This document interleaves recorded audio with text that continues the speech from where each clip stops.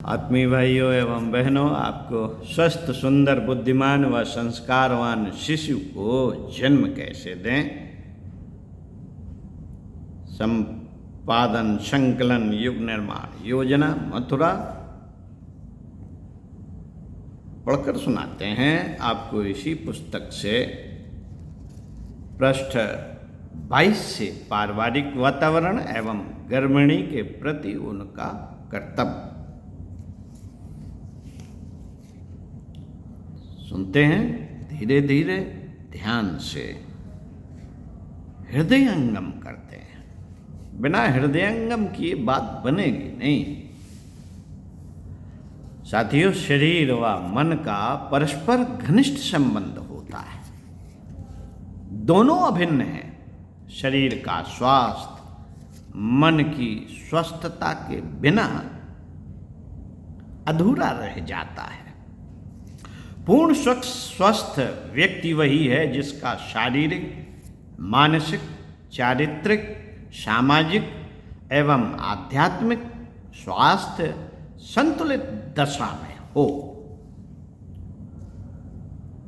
अतः गर्भिणी के मानसिक स्वास्थ्य एवं विचारों की शुद्धता का भी बड़ा महत्व है। इसके लिए यह भी आवश्यक है कि उसको यथासंभव चिंता मुक्त रखा जाए।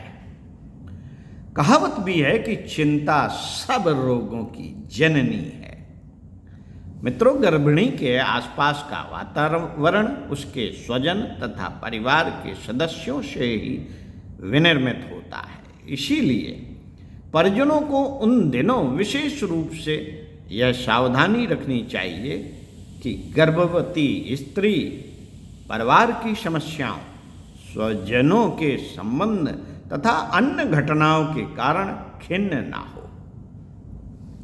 घर के सभी सदस्य अपना पारिवारिक दायित्व समझकर इस दिशा में कोशिश करें तो अच्छा रहेगा। पति का कर्तव्य। जीवन भर स्त्री को अपने पति का अनन्य प्रेम और सहयोग तो अपेक्षित है ही। यह क्रम सामान्य गति से चलता रहता है, परंतु उन दिनों जब गर्भिणी मां बनने वाली होती है, उसे पति के दुलार और प्रेम की आकांक्षा और अधिक जागृत होती जाती है। पति को गर्भिणी की ओर से निष्पक्ष एवं उदासीन नहीं होना चाहिए। पुरुष स्त्री को बातचीत और व्यवहार से प्रेम प्रदर्शन कर संतुष्ट रखने में ही अपना कर्तव्य की इतश्री न समझे, वरन सामान्य कामकाज और घर की व्यवस्था में भी पत्नी का हाथ बटाकर अपना उत्तरदायित्व पूरा करें। वंशानुक्रम, जेनेटिक्स एवं संस्कारों का प्रभाव।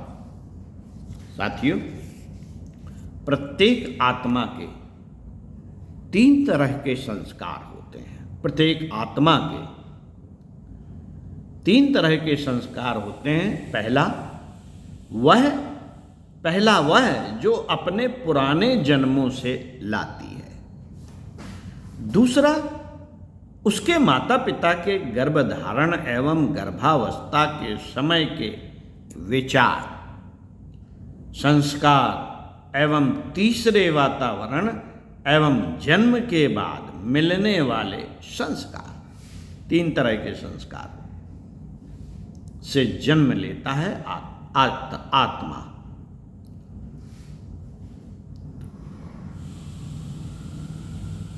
इसमें 90% बच्चे के संस्कार जन्म के पहले पड़ जाते हैं।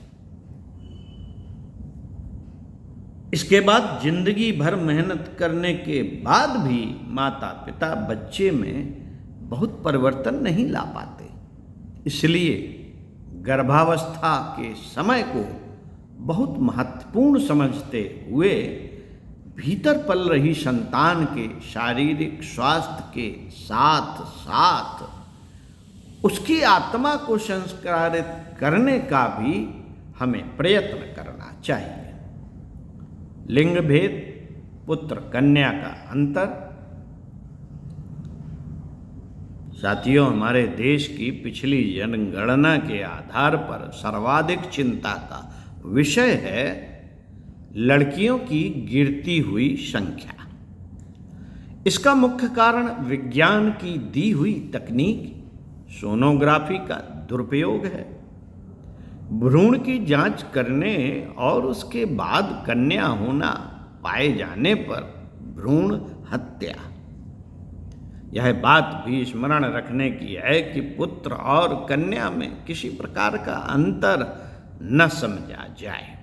पुत्र होने पर प्रसन्नता और पुत्री होने पर अप्रसन्नता अनुभव करना मानवता का खुला तिरस्कार है। मनुष्य जाति दो हिस्सों में बटी हुई है। नर और नारी उसके दो महत्वपूर्ण पक्ष हैं। दोनों की उपयोगिता, महत्ता एवं आवश्यकता समान रूप से चल रही है।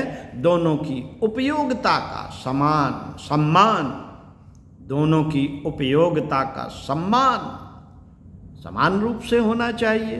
दोनों का महत्व समान रूप से होना चाहिए। कन्या जन्म या पुत्र इसमें कोई अंतर न माना जाए, न इसकी आशा आकांक्षा की जाए कि पुत्र जन्मेगा या पुत्री।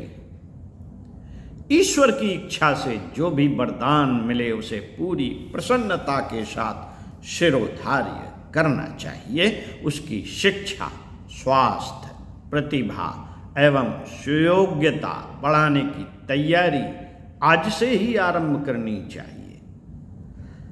मित्रों, माली अपने मालिक के बाग बगीचे में अमरूद और लीची में कोई भेदभाव नहीं करता। दोनों को समान भाव और समान ध्यान से संभालता, सींचता है। हमें भी परिवार में आए सदस्यों को इसी दृष्टि से देखना चाहिए। नर नारी की दृष्टि से किसी का मूल्य महत्व न तो घटना चाहिए और न बढ़ना चाहिए।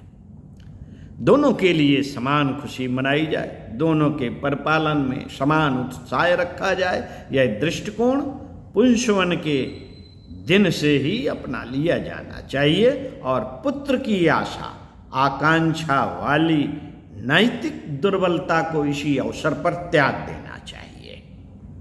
युग ऋषि, वेद मूर्ति, तपोनिष्ठ युग ऋषि पंडित श्री राम शर्मा आचार्य जी के अनुसार 21वीं सदी जो चल रही है, नारी सदी है। आने वाले समय में सुसंस्कारवान कन्याओं की आवश्यकता हर क्षेत्र में महसूस होगी। हमें भी अपनी जिम्मेदारी इस आवश्यकता की पूर्ति हेतु बढ़कर निभाना होगा। ओम शांति। साथियों, आगे आपको स्वाध्याय के महत्व के बारे में बताएंगे। गर्भिणी को ऐसे समय में अन्य व्यक्तियों को भी स्वाध्याय करना चाहिए। अच्छी बातों, अच्छी पुस्तकों का चिंतन मनन, सुनना, पढ़ना, एक पुस्तकालय, एक लाइब्रेरी घर में रहनी चाहिए ताकि हम कुछ अच्छा साहित्य पढ़ सकें, उनके विचारों को आत्मसात कर सकें। अगले वीडियो में इसको पढ़कर सुनाएंगे आपको। ओम शांति। सुनते रहिए, चिंतन मनन करते रहिए। जो अच्छा लगे उसे याद करते रहिए, गुनगुनाते रहिए। विचारों के माध्यम से अपने मना मस्तिष्क में घुमाते रहिए। डायरी में नोट कर लीजिए और अपने आसपास परिचितों, इष्ट मित्रों को ज्ञान का प्रसार करते रहिए। ओम शांति।